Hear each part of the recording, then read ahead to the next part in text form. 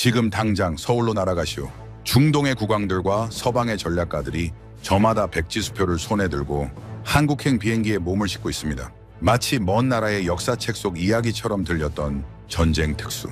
과거 일본이 패전의 잿더미에서 한국전쟁을 발판 삼아 부활하고 서독이 냉전의 공포 속에 라인강의 기적을 썼던 그 거대한 운명의 기운이 이제는 대한민국을 향하고 있습니다. 그런데 이번에는 그때와는 차원이 완전히 다릅니다. 망해가던 나라들이 원조를 받아 겨우 숨통을 틔웠던 과거의 행운과는 비교조차 할 수 없는 무시무시한 폭주가 시작되었기 때문입니다. 천하의 미국조차 SOS를 보내고 유럽의 맹주들이 한국산 무기를 얻기 위해 자존심을 버리고 줄을 서는 기현상. 도대체 대한민국은 지난 70년 동안 산속에 무엇을 숨겨왔기에 전 지구적 혼란을 틈타 세계 질서의 판도를 송두리째 뒤엎어버린 걸까요? 그 이야기를 지금부터 들려드리겠습니다. 영상을 시청하신 후 마음에 드신다면 좋아요와 구독 버튼을 꾹 눌러주세요. 여러분의 관심이 저에겐 큰 힘이 됩니다. 그럼 바로 시작하겠습니다. 평화롭던 지구가 불타고 있습니다. 유럽 한복판에 포탄이 떨어지고 중동 상공엔 미사일이 교차하며 남미의 밀림 위로 전투기 편대가 날아다니죠. 저마다의 이해관계가 얽히고 설키는 상황에서 누군가는 쓰러지고 누군가는 상대를 밟고 올라서겠죠. 저는 MIT 정치경제학과 3학년 라이언 밀러입니다. 미국이 이란을 공격했고 저는 그 혼란을 뉴스 화면으로 지켜봤습니다. 수많은 사상자가 생겼고 중동 전체가 불길에 휩싸였죠. 그때 국제안보의 권위자인 마커스 스틸 교수님이 이란 침공을 주제로 강의를 연다는 소식을 들었습니다. 저는 곧바로 강당으로 달려갔죠. 강당 문을 밀어젖히는 순간 숨이 턱 막혔습니다. 200석이 넘는 좌석은 이미 빈자리가 없었고 복도와 계단 사이사이까지 학생들이 빽빽하게 들어차 있었죠. 저는 맨 앞줄 가장자리에 간신히 자리를 잡았습니다. 마커스 스틸 교수님이 강단 위에 오르셨습니다. 미국이 이란을 공격했습니다. 교수님은 그 한마디를 던지고 강당 전체를 훑어보셨죠. 이란은 2015년 국제사회와 핵개발을 동결하는 합의를 맺었습니다. 그런데 그 합의가 완전히 무너졌죠. 이란이 핵무기 제조 직전 단계까지 농축 우라늄을 쌓아 올렸다는 첩보가 들어온 겁니다. 워싱턴은 판단했죠. 더 이상의 외교는 필요 없다고. 결국 이란 핵시설과 탄도미사일 기지를 향한 대규모 정밀 공습을 단행했습니다. 그런데 이번 공습은 핵저지만이 목적이 아니었습니다. 요르단과 시리아 내 미군 기지를 지속적으로 공격해온 이란 지원 민병대의 무기 저장고를 파괴하고 홍해 항로를 위협하는 후티 반군의 보급로를 끊기 위한 목적도 함께 담겨 있었죠. 중동의 패권 구도 자체를 흔들어 놓겠다는 계산이었습니다. 이란은 가만히 있지 않았습니다. 지하 깊숙이 숨겨두었던 분산형 미사일 기지들이 살아남아 있었으니까요. 이란의 반격은 단순한 보복이 아니었습니다.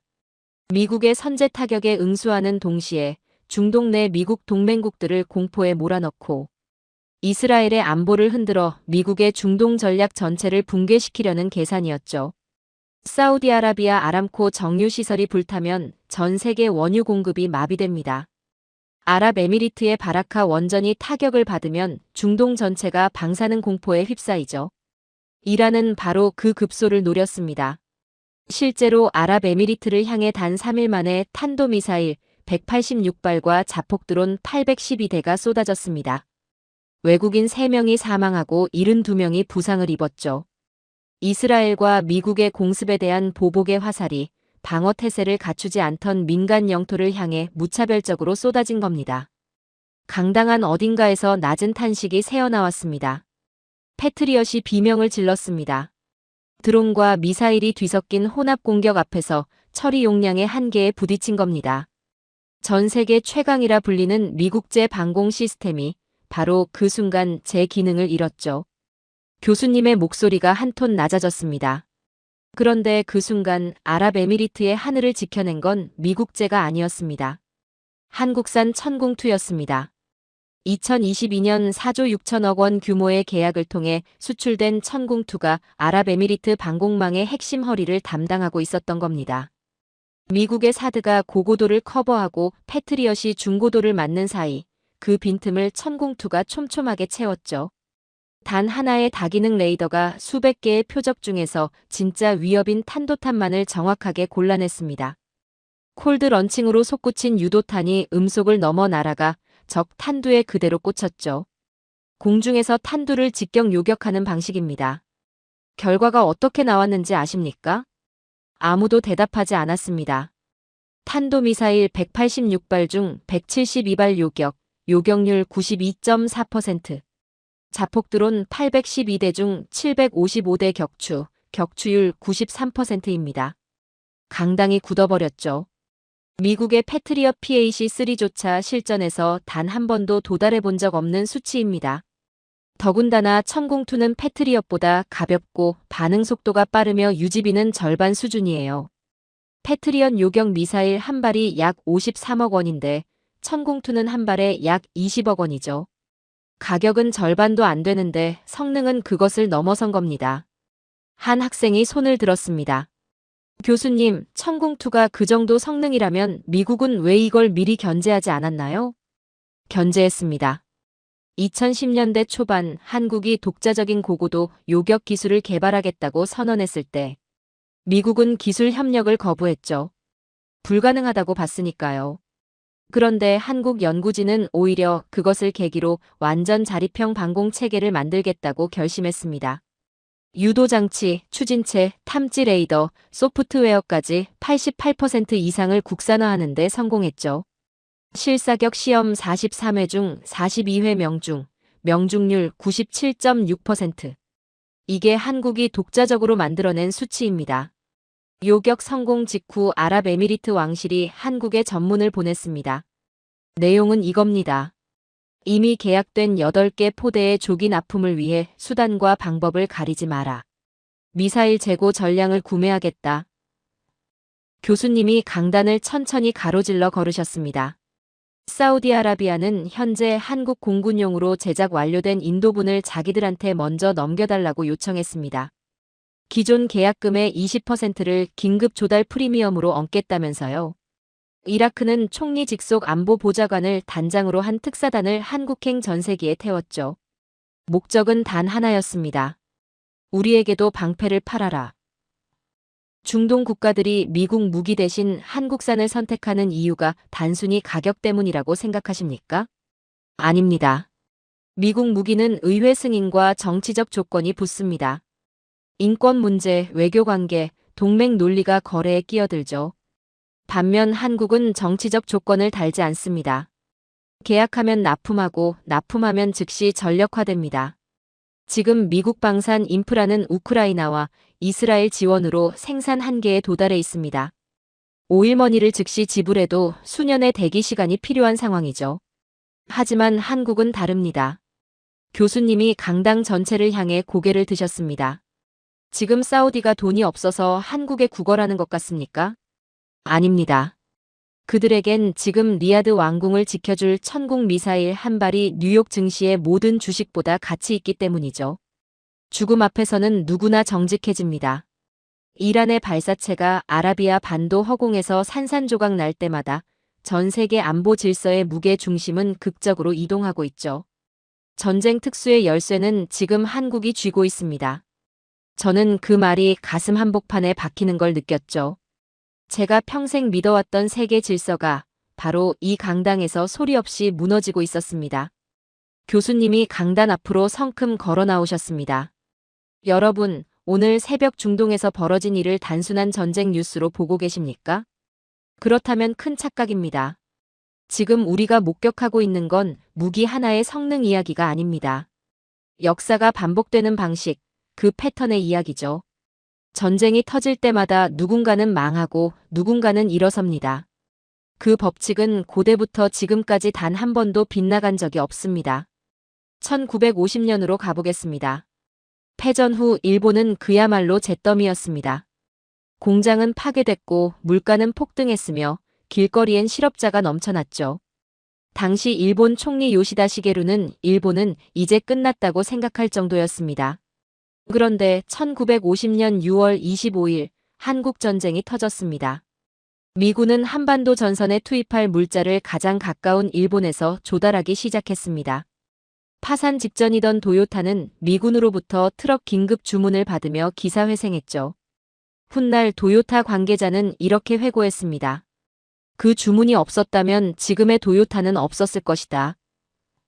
한국 전쟁 3년 동안 일본에 유입된 달러는 30억 달러가 넘었습니다. 당시 일본 수출 총액의 40에서 50%에 달하는 액수였죠. 일본은 남의 나라 비극 위에서 연 10% 이상의 경제 성장을 이뤄냈습니다. 한 학생이 손을 들었습니다. 교수님, 그럼 일본의 부활은 결국 미국이 만들어준 거 아닌가요? 정확합니다. 그게 핵심이에요. 일본의 부활은 스스로 일어선 게 아니었습니다. 미국이 차려준 밥상에 숟가락을 얹은 것에 불과했죠. 철저히 지정학적 행운에 기댄 부활이었습니다. 서독도 마찬가지였습니다. 제2차 세계대전 패전 직후 서독 역시 공장이 멈추고 생산이 무너진 상태였습니다. 그런데 한국 전쟁이 터지자 전 세계가 군수물자 생산에 매달리면서 산업용 기계와 철강 제품의 공급이 갑자기 부족해졌습니다. 서독은 그 빈자리를 파고들었죠. 1950년에서 1960년 사이 서독의 수출은 4배 이상 급증했습니다. 서독의 초대 경제상 루드비히 에르하르트는 훗날 이렇게 공식 인정했죠. 독일 경제 발전은 한국 전쟁 덕분이다. 미국은 거기서 한 발 더 나아갔습니다. 소련의 위협을 막기 위해 서독의 재무장을 허용하고 나토에 편입시켰습니다. 전범 국가였던 서독이 미국의 냉전 전략이라는 우산 아래 보호받으며 유럽 경제의 리더로 올라선 겁니다. 그렇다면 이제 2026년입니다. 교수님의 목소리가 한층 묵직해졌습니다. 여러분은 지금 한국의 상황이 일본, 서독과 같은 맥락이라고 보십니까? 아무도 선뜻 대답하지 못했습니다. 다릅니다. 근본적으로 다릅니다. 일본과 서독은 미국이 만들어준 특수였습니다. 미국이 필요해서 밥상을 차려줬고 그들은 그 밥상 앞에 앉았을 뿐이죠. 하지만 지금 한국은 미국이 줄 수 없는 것을 스스로 만들어 팔고 있습니다. 그리고 미국의 기술 협력 거부 속에서도 유도 장치, 추진체, 탐지 레이더, 소프트웨어까지 독자적으로 개발해냈습니다. 일본과 서독은 미국의 기술을 빌려 썼습니다. 하지만 한국은 미국의 허락 없이, 미국의 도움 없이 오히려 미국의 견제를 뚫고 스스로 만들어낸 겁니다. 그 결과가 중동의 하늘에서 증명됐습니다. 강당 어딘가에서 낮은 탄식이 흘러나왔죠. 여기서 또 하나의 결정적인 차이가 있습니다. 지금 미국 방산 인프라는 한계에 도달해 있습니다. 우크라이나와 이스라엘 지원으로 생산 라인이 포화 상태죠. 오일머니를 즉시 지불해도 무기를 받으려면 수년을 기다려야 합니다. 반면 한국은 지금 이 순간에도 창원의 공장 라인이 24시간 돌아가고 있습니다. 삼성과 현대가 수십 년에 걸쳐 닦아놓은 초정밀 제조업 인프라가 방산과 결합한 결과입니다. 계약하면 납품하고 납품하면 즉시 전력화됩니다. 돈을 주면 바로 쏠 수 있는 무기를 공급하는 나라, 지금 지구상에 한국 말고는 없습니다. 교수님이 강당 전체를 천천히 바라보셨습니다. 일본은 남의 나라 전쟁 덕분에 일어섰고 서독은 미국의 냉전 전략 덕분에 일어섰습니다. 하지만 대한민국은 전 세계가 무력의 공백 앞에 무릎을 꿇어갈 때 그 공백을 메울 수 있는 유일한 나라가 됐습니다. 과거의 특수는 미국의 자비였습니다. 지금의 특수는 한국의 실력입니다. 그 한마디가 강당 전체를 짓눌렀죠. 155mm 포탄 하나를 보겠습니다. 지금 전 세계에서 이 포탄을 가장 빠르고 가장 저렴하고 가장 많이 생산할 수 있는 나라가 어디인지 아십니까? 한국입니다. 천궁투의 탄두 구조체와 추진체 케이스를 정밀 단조하는 기업이 있습니다. 한일 단조입니다. 이 기업의 공장은 지금 중동의 생명줄을 쥐고 있는 핵심 거점이 됐습니다. 이들의 망치가 멈추면 중동의 방공망도 멈춥니다. 중동의 국부펀드는 지금 어디를 주시하고 있는지 아십니까? 뉴욕이 아닙니다. 한국의 방산 단지입니다. 주식은 휴지 조각이 될 수 있지만 한국산 미사일 포대는 자신들의 왕국을 지켜줄 유일한 실물 자산이라는 걸 그들은 알고 있죠. 70년 동안 북한이라는 거대한 위협 앞에서 매일 아침 어떻게 하면 더 많이, 더 정확하게 쏠 수 있을까만 고민하던 민족이 있습니다. 그 지독한 고민의 결과가 지금 전 세계가 돈을 싸들고 달려오는 무기가 됐습니다. 제가 믿어왔던 세계의 질서가 이제 완전히 다른 모습으로 눈앞에 펼쳐지고 있었죠. 교수님이 교탁 위에 놓인 탄피 조각을 집어들었습니다. 손가락으로 가볍게 튕기셨죠. 챙 하는 맑은 금소금이 강당 안을 가로질렀습니다. 이 소리가 들립니까? 누군가에겐 파멸의 소리입니다.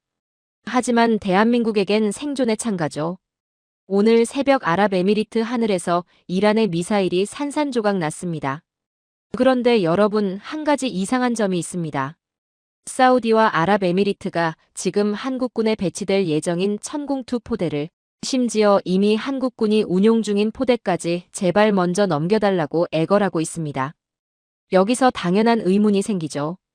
그걸 내주면 한국의 안보는 누가 지킵니까? 교수님이 강당을 천천히 훑어보셨습니다. 대답은 간단합니다. 전혀 문제 없습니다. 강당 안이 술렁였습니다. 한국은 자국 방어용 물량을 일부 내어주고도 북한을 서너 번은 초토화할 수 있는 과잉 화력 상태입니다. 그들에게 무기 수출은 여유분을 나누어 주는 것에 불과하죠. 어떻게 이런 일이 가능할까요? 그 답을 찾으려면 1950년 6월 25일로 돌아가야 합니다. 교수님의 목소리가 가라앉았습니다. 한국 전쟁이 터졌을 때 한국군에겐 탱크가 단 한 대도 없었습니다. 북한군의 소련제 T-34 탱크가 38선을 넘어 쏟아져 내려올 때 한국 병사들이 그것을 막을 수 있는 방법은 하나뿐이었습니다. 수류탄을 가슴에 품고 탱크 궤도 아래로 기어들어가는 것이었죠. 강당이 굳어버렸습니다. 그 비참한 죽음들이 한국인의 뼈에 새겨졌습니다. 화력이 없으면 죽는다. 무기가 없으면 나라가 사라진다. 이것은 그들에게 역사교과서 속 이야기가 아닙니다. 불과 70년 전 자신들의 할아버지 세대가 직접 겪은 일이죠. 미국은 그 전쟁에서 한국을 도왔습니다. 그런데 전쟁이 끝난 뒤 한국이 스스로 무장하려 하자 미국은 제동을 걸었습니다. 1979년부터 한국의 미사일 사거리 제한을 강제했죠. 사거리 180km를 넘기지 마라. 동맹국이라는 이름 아래 40년이 넘도록 이 족쇄를 채워뒀습니다. 그런데 한국은 어떻게 했는지 아십니까? 교수님이 잠시 뜸을 들이셨습니다. 포기하지 않았습니다. 사거리를 늘릴 수 없다면 파괴력을 극한까지 끌어올리는 방식을 택했습니다. 미사일 한 발에 수톤의 쇳덩이를 실어 적의 지하 벙커를 통째로 함몰시키는 현무 미사일을 만들어낸 겁니다. 세계 안보 역사에서 유례를 찾을 수 없는 방식이었죠. 족쇄를 차고도 괴물을 만들어낸 겁니다. 한 학생이 손을 들었습니다. 교수님, 그 제약이 오히려 한국의 기술을 더 독특한 방향으로 진화시킨 건가요? 바로 그겁니다. 제약이 창의를 낳았습니다. 미국이 문을 걸어 잠글수록 한국은 다른 창문을 찾았습니다. 막힌 길 앞에서 주저앉는 대신 아무도 가지 않은 길을 스스로 뚫었죠. 그리고 결국 그 길 끝에서 나온 무기들이 지금 전 세계가 돈을 싸들고 사러 오는 물건이 됐습니다. 국토의 70%가 산악지대인 한국은 보이지 않는 적을 죽이는 법에 집착했습니다. 그 결과물이 세계 최강의 자주포 K9입니다. 미군이 값비싼 정밀 유도탄 한 발을 쏠 때 한국군은 그 돈으로 포탄 10,000발을 산맥에 쏟아붓는 방식을 택했죠. 한국이 보유한 155mm 포탄의 양이 얼마인지 아십니까? 유럽 전체의 비축량을 압도합니다. 강당 어딘가에서 다시 탄식이 새어나왔습니다. 한국은 전 세계 민주주의 국가 중 인구 대비 가장 많은 포병 전력을 보유하고 있습니다. 그들에게 무기란 적절한 수준을 유지하는 도구가 아닙니다. 압도적으로 뭉개버리기 위해 존재하는 것이죠. 이 민족에게 전쟁 억지력이란 균형이 아니라 상대가 감히 엄두를 내지 못하게 만드는 공포 그 자체입니다. 그리고 천공투 이야기로 돌아오겠습니다. 천공투의 탄두 구조체와 추진체 케이스를 만드는 기업이 있습니다. 한일 단조 이야기를 다시 해보죠. 이 기업이 하는 일을 단순히 부품을 깎는 작업이라고 생각하면 오산이죠. 섭씨 1000도가 넘는 열기 속에서 고온의 압력으로 금속의 밀도를 극한까지 끌어올립니다. 음속의 5배를 견디는 뼈대를 만드는 겁니다. 이 망치질 하나하나가 지금 중동 왕국들의 생사를 결정하고 있죠. 천궁2를 만드는 핵심 부품의 88% 이상이 국산입니다. 미국의 기술 이전 없이, 미국의 허락 없이 한국이 스스로 만들어낸 수치입니다. 미국의 소스코드 제안에 질린 한국은 레이더와 유도 알고리즘을 스스로 짰습니다. 그래서 중동의 복잡한 전파 방해 환경 속에서도 천궁2는 이란의 탄도탄만을 정확히 골라낼 수 있었던 겁니다. 적이 아무리 교란 전술을 써도 천궁2의 두뇌는 흔들리지 않았죠. 패트리엇 한 발 가격으로 천궁2 여러 발을 쏩니다. 반도체 양산 공정을 방산해 이식한 결과입니다. 주문 즉시 공장을 24시간 돌려 6개월 안에 항구에 배를 띄우죠. 미국과 유럽이 인도까지 몇 년씩 걸린다고 할 때 한국은 6개월을 말합니다. 그리고 한 가지 더. 교수님의 목소리에 힘이 실렸습니다. 한국의 무기는 실험실에서 태어나지 않습니다. 매일 북한의 포구와 마주보는 최전방에서 다듬어집니다.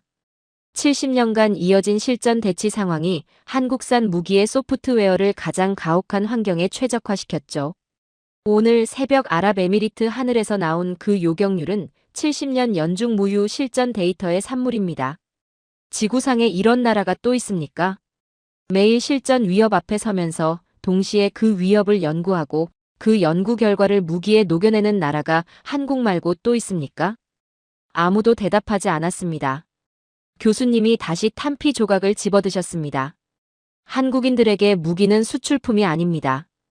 그것은 70년 전 적의 탱크 앞에 맨몸으로 섰던 조상들에 대한 제사상입니다. 그들은 지금 사우디에 포대를 내어주면서도 여유롭습니다.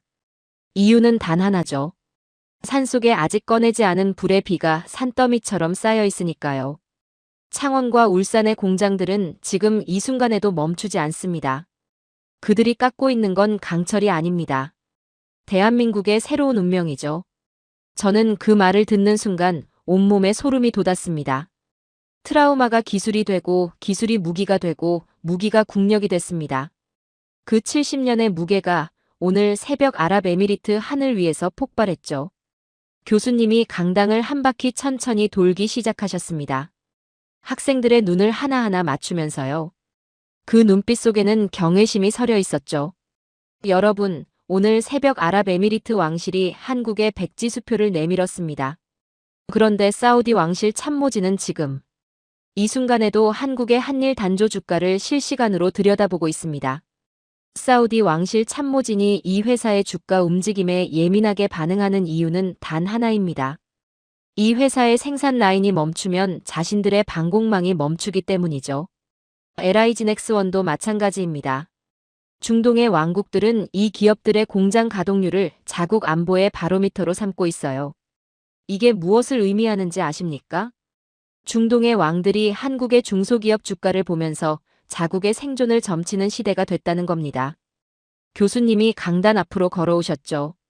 이제 돈 이야기를 해보겠습니다. 2019년 아람코 피격 사건을 기억하십니까? 당시 사우디는 패트리엇을 운용하고 있었습니다. 그런데 드론과 순항미사일의 혼합 공격 앞에서 제대로 된 방어를 하지 못했죠. 사우디는 그 순간부터 미국 무기에 대한 깊은 불신을 품기 시작했습니다. 비싼데 효과가 미흡하다. 그리고 정치적 조건까지 붙는다. 미국의 패트리엇이나 F-35를 구매하려면 미국 의회의 승인을 받아야 합니다. 인권 문제가 불거지면 거래가 중단되죠. 외교 관계가 틀어지면 부품 공급이 끊깁니다. 미국이 정치적으로 불편하다고 판단하면 이미 계약된 무기도 인도가 늦어지고요. 중동 바이어들은 학습했습니다. 미국산 무기 구매는 무기를 사는 게 아니라 워싱턴의 정치적 허락을 사는 것이라는 걸요. 반면 한국은 다릅니다. 교수님의 목소리에 힘이 실렸습니다. 한국은 정치를 팔지 않습니다. 외교적 조건을 달지 않습니다. 계약서에 서명하는 순간 공장 라인이 돌아가고 물건이 항구에 실립니다. 결제하면 배에 싣고 설치하면 즉시 적을 격추하죠. 게다가 한국은 기술 이전에도 유연합니다. 미국산 무기는 핵심 소프트웨어와 부품에 대한 통제권을 절대 넘기지 않습니다. 하지만 한국은 현지 생산 공장을 세워주고 기술을 이전해줍니다. 중동 국가들 입장에서는 무기를 사는 게 아니라 자국 방산 산업의 씨앗을 사는 셈이죠. 한 학생이 손을 들었습니다. 교수님, 기술 이전까지 해주면 한국 입장에서는 손해가 아닌가요? 단기적으로는 그렇게 보일 수 있습니다. 하지만 장기적으로는 정반대입니다. 현지 생산을 허용하더라도 핵심 부품과 소프트웨어 업데이트는 여전히 한국에서 공급해야 합니다. 레이더 알고리즘을 고치려면 한국 기술자가 와야 하고 탄두 구조체의 정밀 단조는 한일 단조 같은 기업만 할 수 있죠. 겉으로는 기술을 나눠주는 것처럼 보이지만 실제로는 상대국을 한국 공급망에 영구적으로 묶어두는 겁니다. 바로 락인 효과입니다. 천궁2를 한번 도입하면 향후 30년에서 50년간 유지보수와 탄약 보충, 소프트웨어 업데이트를 위해 한국의 기술진과 부품이 계속 들어가야 합니다. 지금 중동에 수출하는 수십조 원의 무기는 빙산의 일각이죠. 그 밑에는 수백조 원 규모의 안보 서비스 구독료가 깔려 있습니다. 대한민국은 이제 중동의 하늘을 지켜주는 대가로 그들의 부를 수십 년에 걸쳐 나눠받게 됐습니다. 교수님이 강당 전체를 향해 고개를 드셨습니다. 사우디의 국부펀드가 지금 무엇을 하고 있는지 아십니까? 한국 방산 기업들의 지분을 확보하기 위해 혈안이 되어 있습니다. 그들에게 한국 방산주는 단순한 투자가 아닙니다. 왕국의 생명 연장권이죠. 주식은 휴지 조각이 될 수 있습니다. 채권은 디폴트가 날 수 있죠. 하지만 자국 하늘을 지켜주는 방공포대의 부품 공급권은 어떤 금융 자산보다 확실한 실물 자산입니다. 중동의 오일머니가 뉴욕이 아니라 창원으로 흘러가는 이유가 바로 이겁니다. 2026년 한국의 무기 수출액은 이미 자동차와 반도체를 위협하는 수준에 도달했습니다. 반도체 시장이 흔들릴 때 방산이 터지죠. 조선 수주가 주춤할 때 포탄 주문이 밀려옵니다. 대한민국은 이제 어느 한 산업에 기대지 않는 가장 견고한 경제 구조를 갖추게 됐습니다. 또 다른 학생이 손을 들었습니다. 교수님, 그렇다면 미국은 한국이 자국의 무기 시장을 잠식하는 걸 그냥 보고만 있는 건가요? 불편하게 생각하죠. 하지만 막을 수가 없습니다. 두 가지 이유에서입니다. 첫째, 한국산 무기는 미국의 핵심 기술이 들어가 있지 않습니다. 수출을 통제할 근거가 없어요. 둘째, 지금 미국 자신이 재고 부족으로 동맹국들에게 무기를 제때 공급하지 못하고 있습니다. 한국이 그 공백을 메워주고 있으니 대놓고 반대할 수도 없는 상황이죠. 오히려 미국은 한국의 생산 능력에 기대야 하는 처지가 됐습니다. 미국의 원조를 받아먹고 살던 나라가 이제는 전 세계부의 원천인 오일머니를 역으로 빨아들이는 블랙홀이 됐습니다. 제국의 부는 이동했습니다. 바로 한국으로요. 저는 그 말의 무게를 온몸으로 받아냈습니다.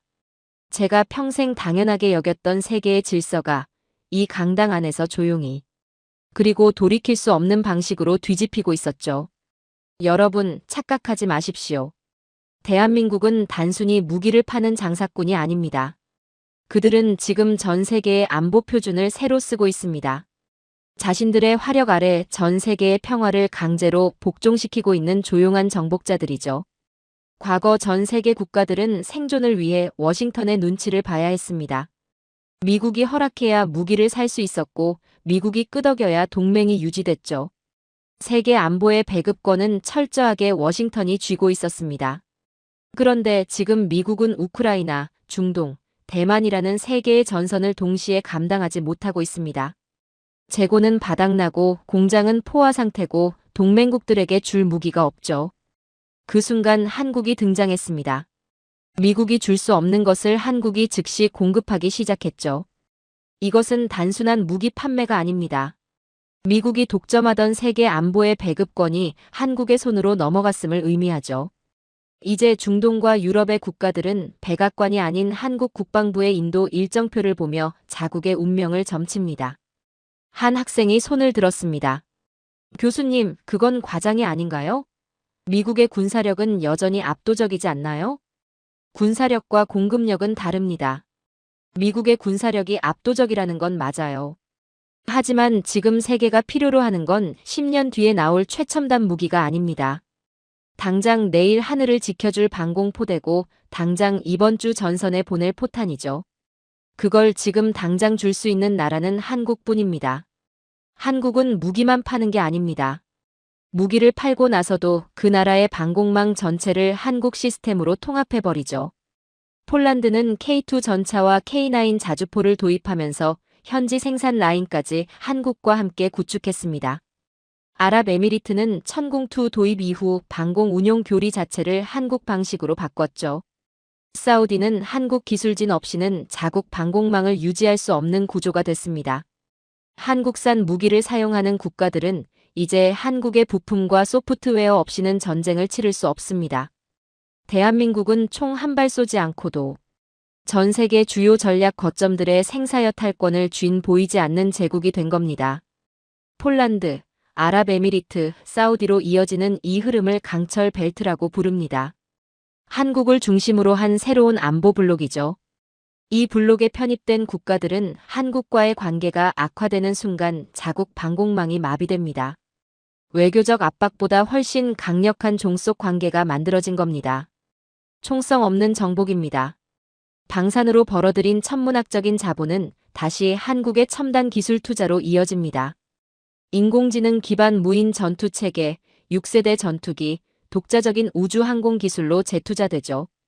이미 세계 최고 수준인 한국의 제조업 역량이 방산이라는 연료를 만나면 다른 나라들이 추격할 엄두조차 내지 못하는 기술 격차가 발생합니다.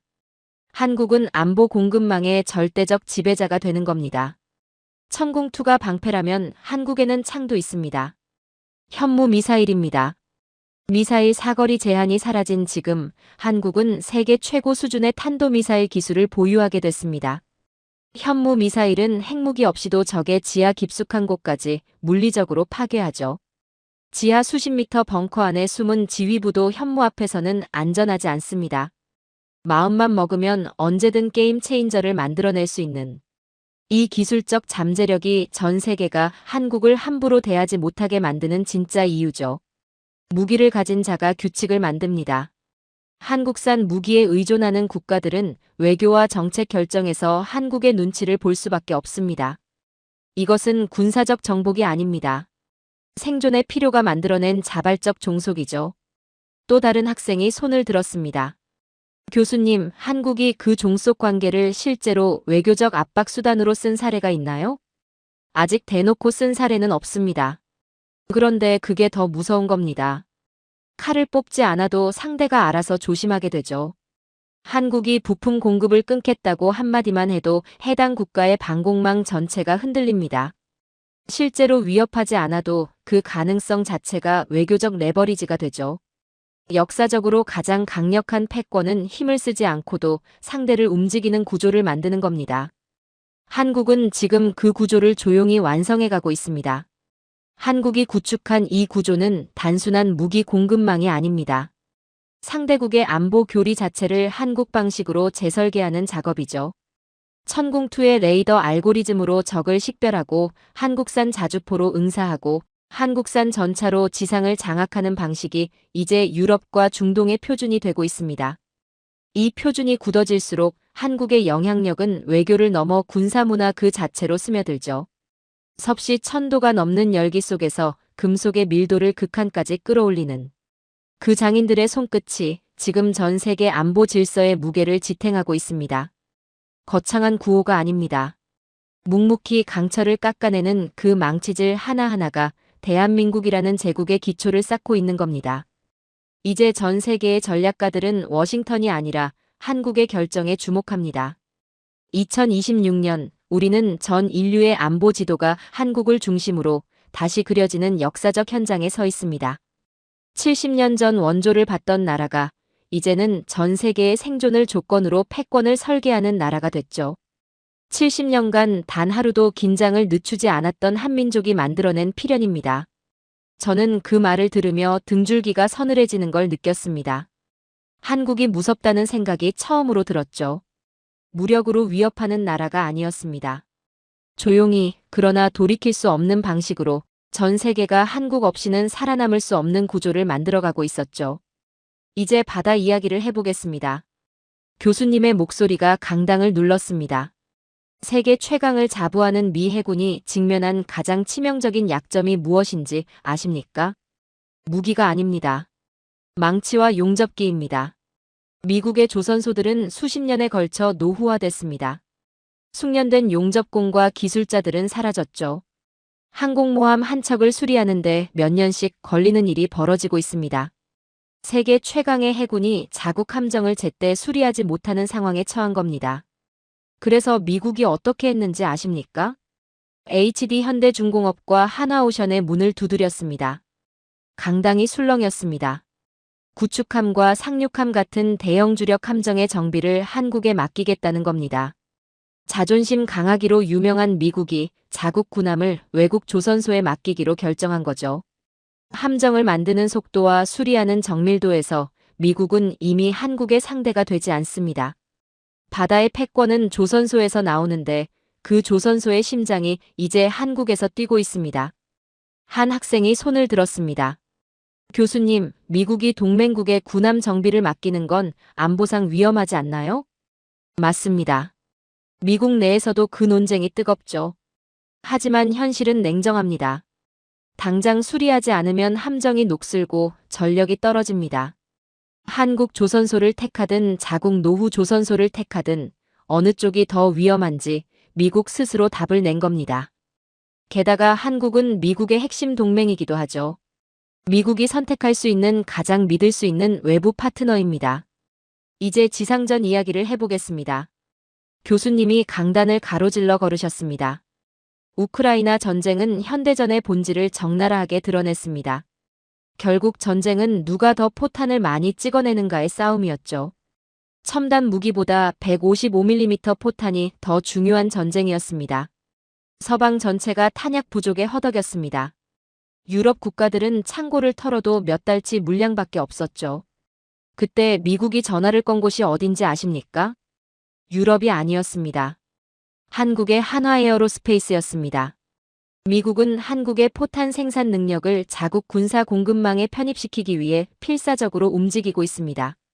한국은 세계에서 가장 거대한 포탄 생산 라인을 보유한 나라입니다. 천하의 미국조차 한국의 탄약고가 없으면 동맹국을 지킬 수 없는 처지가 된 겁니다. 그리고 이제 한국 방산의 핵심 무기들을 하나씩 살펴보겠습니다. 교수님의 목소리에 힘이 실렸습니다.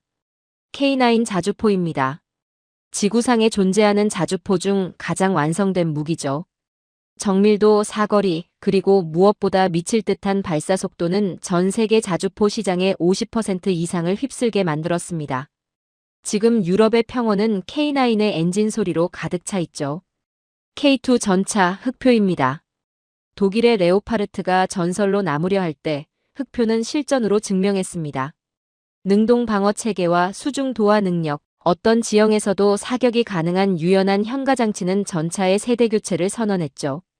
폴란드가 독일제 대신 흑표를 선택한 건 감정적인 결정이 아니었습니다. 냉정한 성능 비교의 결과였죠. LIGNX1의 정밀 유도 무기들도 있습니다.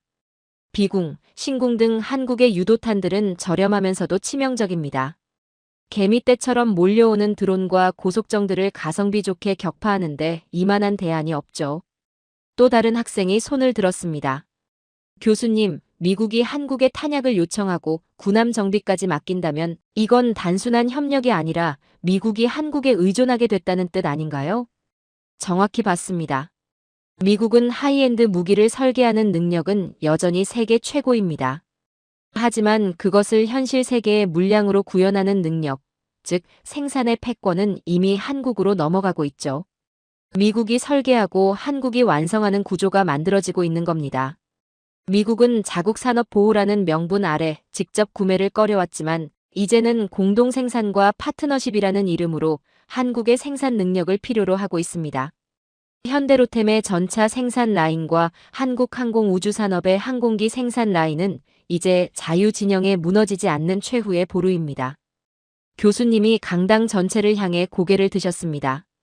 미국이 한국의 정비를 맡기고 탄약을 요청하는 것은 단순한 협력이 아닙니다.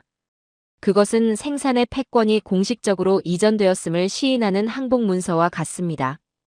이제 펜타곤의 모든 작전 계획은 한국 공장의 가동률을 확인하는 것에서부터 시작됩니다.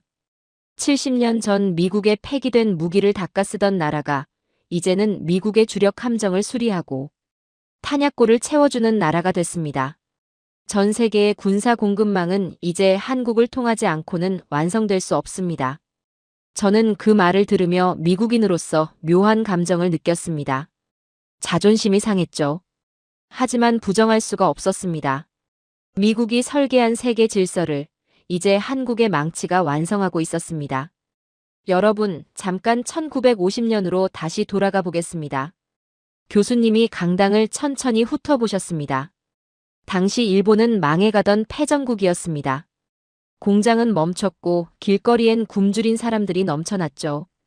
그런데 한국 전쟁이 터지면서 미군의 병참 기지가 됐고 달러가 쏟아져 들어왔습니다. 일본은 그렇게 살아났죠. 서독도 마찬가지였습니다. 한국 전쟁으로 전 세계 군수 수요가 폭발하면서 반사 이익을 얻었습니다. 남의 나라 전쟁 덕분에 살아난 겁니다. 그렇다면 지금 대한민국은 어떻습니까? 교수님의 목소리가 한층 단단해졌습니다. 한국은 이미 반도체, 자동차, 조선, 배터리, 화학까지 현대 문명의 모든 핵심 산업을 세계 정점에 올려놓은 나라입니다. 어느 한 분야가 아닙니다. 현대 산업 문명이 요구하는 거의 모든 영역에서 세계 최고 수준의 생산 능력을 갖추고 있죠. 삼성은 전 세계 반도체 공급망을 장악하고 있습니다. 현대는 전기차와 수소차 시장에서 세계를 선도하고 있죠. HD 현대중공업과 하나오션은 전 세계 조선 시장을 쥐고 있습니다. LG에너지솔루션은 전기차 배터리 시장에서 독보적인 위치를 점하고 있죠. 이 탄탄한 산업 기반 위로 지금 전 세계에 오일머니와 안보 예산이 쏟아져 들어오고 있습니다. 일본의 사례는 생존을 위한 부활이었습니다. 하지만 지금 한국은 이미 완성된 괴물이 날개를 다는 진화의 폭주죠. 강당 안이 굳어버렸습니다. 이미 모든 것을 가진 자가 무력까지 독점하게 될 때 그 국가가 얼마나 무시무시해지는지 상상해 본 적 있습니까? 아무도 입을 열지 못했습니다. 반도체로 세계를 제패하고 조선으로 바다를 장악하고 배터리로 미래 에너지를 쥐고 있는 나라가 이제 전 세계 안보의 공급망까지 독점하려 하고 있습니다. 이 네 가지가 한 나라에 동시에 집중되는 순간 어떤 일이 벌어지는지 인류 역사에서 전례가 없습니다. 생각해 보십시오. 과거 패권 국가들은 한두 가지 강점으로 세계를 지배했습니다. 대영 제국은 해군력과 금융으로, 미국은 군사력과 달러로 패권을 유지했죠. 하지만 한국은 지금 제조, 기술, 방산, 금융이 동시에 맞물리는 구조를 만들어가고 있습니다. 어느 하나가 흔들려도 다른 것들이 버텨주는 가장 견고한 패권의 형태입니다. 지금 한국은 방산으로 벌어들인 자본을 다시 방산 기술에 쏟아붓고 있죠. 이 선순환이 가속될수록 다른 나라들이 추격할 수 있는 기술 격차는 기하급수적으로 벌어집니다. 5년 후, 10년 후에 한국 방산은 지금과 비교할 수 없는 수준이 될 겁니다. 무인 전투 드론 분야를 보십시오. 한국은 이미 인공지능으로 표적을 자동 식별하고 요격하는 체계를 개발 중입니다. 유무인 복합 전투 체계, 즉 유인 전투기와 무인기가 편대를 이뤄 함께 싸우는 방식도 개발이 진행되고 있죠. 우크라이나 전쟁에서 드론이 전장의 판도를 바꿨다면 한국은 그 다음 세대의 전투 방식을 이미 설계하고 있습니다. 교수님의 목소리가 강당을 울렸습니다. 한국은 이제 돈을 빌리는 나라가 아닙니다. 전 세계의 안보를 담보로 돈을 빌려주는 나라가 됐습니다. 전 세계 안보 예산이 한국으로 흘러들어가면서 한국은 전 세계 금융시장의 새로운 중심축이 되고 있죠. 한일 단조 이야기를 다시 하겠습니다. 이 기업의 단조 기술은 이제 단순한 미사일 부품 생산을 넘어섰습니다. 우주항공과 정밀 유도 무기를 위한 초고난도 합금 기술로 진화하고 있죠. 지구 대기권을 벗어나는 로켓의 외피를 견디게 하는 소재, 극초음 속 비행체의 탄두를 감싸는 합금, 이 기술들이 한일 단조의 용광로에서 나오고 있습니다. 이들의 망치는 이제 지구를 넘어 우주로 향하는 길을 닫고 있죠. 창원의 용광로는 멈추지 않습니다. 그 불길은 대한민국의 경제적 부를 넘어 전 세계 안보 질서를 재편하는 제국의 성화로 타오르고 있습니다. 교수님이 강당 중앙으로 걸어 나오셨습니다. 1950년에 일본은 구걸하며 살아났습니다. 하지만 2026년에 대한민국은 이미 정점에 선 상태에서 전 세계의 불을 빨아들이고 있죠. 이 특수가 끝날 때쯤 우리는 우리가 감히 쳐다보지도 못할 무시무시한 거인을 마주하게 될 겁니다. 지금 우리가 보고 있는 건 단순한 방산 수출의 성공 이야기가 아닙니다. 인류 역사상 한 번도 본 적 없는 형태의 완전체 국가가 탄생하는 순간이죠. 반도체로 두뇌를 갖고 조선으로 팔을 뻗고 배터리로 심장을 박동시키고 방산으로 주먹을 쥔 나라. 이 나라가 지금 그 주먹을 전 세계를 향해 천천히 들어올리고 있습니다.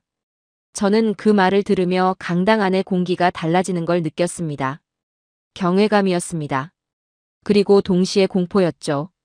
일본은 남의 나라 전쟁 덕분에 일어섰습니다. 하지만 한국은 스스로의 힘으로 정점에 올랐고 이제 그 정점에서 전 세계를 내려다보고 있었죠. 우리는 지금 목격하고 있었습니다. 역사의 무게 중심이 이동하는 그 순간을요. 이제 세계 지도를 펼쳐보겠습니다. 교수님의 목소리가 강당 전체를 눌렀습니다. 중동만 보고 계십니까? 그렇다면 나무만 보고 숲을 못 보는 겁니다. 지금 한국산 무기는 6대주를 뒤덮고 있습니다. 이건 비유가 아닙니다. 실제로 벌어지고 있는 일이죠. 유럽부터 보겠습니다. 폴란드는 시작에 불과했습니다. 루마니아는 K9 자주포와 레드백 장갑차에 수조 원을 쏟아붓고 있죠. 노르웨이와 에스토니아는 한국산 화력이 없으면 국경을 지킬 수 없다는 사실을 공식적으로 시인했습니다. 유럽의 방산 종가라 자부하던 독일과 프랑스는 이제 한국의 납기력 앞에 무릎을 꿇었죠. 유럽의 안보는 이제 브뤼셀이 아니라 창원의 공장 스케줄에 의해 결정됩니다. 강당 어딘가에서 낮은 탄식이 흘러나왔습니다. 독일과 프랑스가 무릎을 꿇었다는 게 과장이라고 생각하십니까? 아닙니다. 그들이 수십 년에 걸쳐 구축한 방산 산업의 가장 치명적인 약점이 드러났습니다. 납기입니다. 유럽산 무기는 주문하면 5년에서 10년을 기다려야 하죠. 러시아의 탱크가 국경을 넘어오는데 10년을 기다릴 수 있는 나라는 없습니다. 한국은 6개월 안에 항구에 배를 띄웁니다. 유럽 국가들이 한국을 선택하는 이유는 감정이 아니라 생존 본능입니다. 태평양으로 가보겠습니다. 교수님이 강단을 가로질러 걸으셨습니다. 호주가 왜 독일제 장갑차를 버리고 한국의 레드백을 선택했는지 아십니까? 단순히 싸서가 아닙니다. 가장 가혹한 환경에서도 살아남는다는 실전 증명이 있었기 때문이죠. 호주의 사막, 열대우림, 험준한 지형에서 한국산 레드백은 독일제가 포기한 곳에서도 작동했습니다. 말레이시아, 베트남, 필리핀에 이르기까지. 동남아의 하늘과 바다는 이제 한국산 전투기와 함정으로 채워지고 있습니다. 중국의 팽창을 막는 실질적인 방벽은 미국의 구호가 아닙니다. 한국의 강철이죠. 한 학생이 손을 들었습니다. 교수님, 동남아 국가들이 미국제 대신 한국제를 선택하면 미국이 반발하지 않나요? 반발하고 싶어도 못합니다.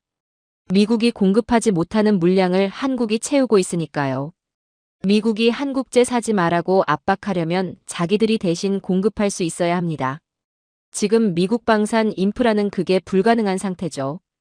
동남아 국가들도 압니다. 미국의 약속보다 한국의 납품 확인서가 더 확실하다는 걸요. 남미와 아프리카도 보겠습니다. 페루는 한국산 장갑차를 자국군의 표준 장비로 채택했습니다. 아프리카의 거점 국가들은 한국의 유도무기를 도입하기 위해 외교적 총력을 기울이고 있죠. 전 지구상에서 한국의 무기 체계가 닿지 않는 곳은 이제 존재하지 않습니다. 이것은 단순한 수출이 아닙니다. 교수님의 목소리가 낮아졌습니다. 전 인류의 안보가 메이드 인 코리아라는 단 하나의 표준으로 통합되고 있는 겁니다. 일주일입니다. 교수님이 그 말을 한 번 더 강조하셨습니다. 한국의 공장이 멈추면 전 세계 전선이 일주일 안에 침묵합니다. 이게 지금 대한민국이 가진 실제 권력의 크기입니다. 또 다른 학생이 손을 들었습니다. 교수님, 그렇다면 한국이 특정 국가의 포탄 공급을 끊으면 그 나라는 전쟁을 지속할 수 없다는 말인가요? 이론적으로는 그렇습니다. 물론 한국이 그런 선택을 함부로 하지는 않겠죠. 하지만 그 가능성이 존재한다는 사실 자체가 엄청난 외교적 레버리지가 됩니다. 상대국은 항상 그 가능성을 염두에 두고 한국을 대해야 하는 겁니다. 총을 쏘지 않아도 총을 들고 있다는 사실만으로 협상의 판도가 바뀌는 것과 같은 이치죠. 교수님이 강당 전체를 향해 고개를 드셨습니다. 이제 세계 지도를 다시 그리십시오. 모든 화력의 시작점과 모든 안보의 종착역은 이제 한국으로 수렴됩니다. 이미 정점에 선 거인이 전 세계의 생존권을 쥐고 흔드는 무시무시한 시대가 시작됐습니다. 24시간 불이 꺼지지 않는 창원의 용광로. 그곳에서 뿜어져 나오는 열기가 전 지구의 온도를 결정하고 있습니다. 2026년 전 세계의 자본과 기술, 그리고 생존의 의지는 단 한 곳으로 수렴됩니다. 이제 실체가 보이나요? 왜 중동의 왕들이 백지수표를 내밀고 유럽의 장군들이 창원 공장 스케줄을 확인하는지. 대한민국은 이제 단순한 국가가 아닙니다. 물리적 힘의 근원 그 자체죠. 아무도 자리에서 일어나지 않았죠. 저도 마찬가지였습니다. 강의가 끝났지만 아무도 이 공간을 떠날 수 없었습니다. 우리는 방금 역사의 전환점을 목격했습니다. 70년 전 비참한 패전의 잔해를 깎던 그 망치가 이제는 전 세계의 부와 권력을 재편하는 제국의 직인을 찍고 있었습니다. 대한민국의 시간이 시작됐습니다. 오늘의 사연은 여기까지입니다. 70년 전 폐허 속에서 강철을 깎던 망치 소리는 이제 전 지구의 안보를 설계하는 장엄한 교향곡이 되어 울려 퍼지고 있습니다. 세계는 이제 깨달았습니다. 평화는 구걸하는 것이 아니라 24시간 불이 꺼지지 않는 한국의 용광로에서 빚어지는 압도적 화력으로 증명된다는 사실을 말입니다. 2026년 인류의 생존권을 쥔 새로운 로마, 대한민국의 시간은 이제 막 시작되었습니다. 이 거대한 문명의 축이 이동하는 현장을 우리는 똑똑히 목격하고 있습니다. 긴 영상 시청해주셔서 감사합니다. 내일은 더 좋은 영상으로 찾아오겠습니다.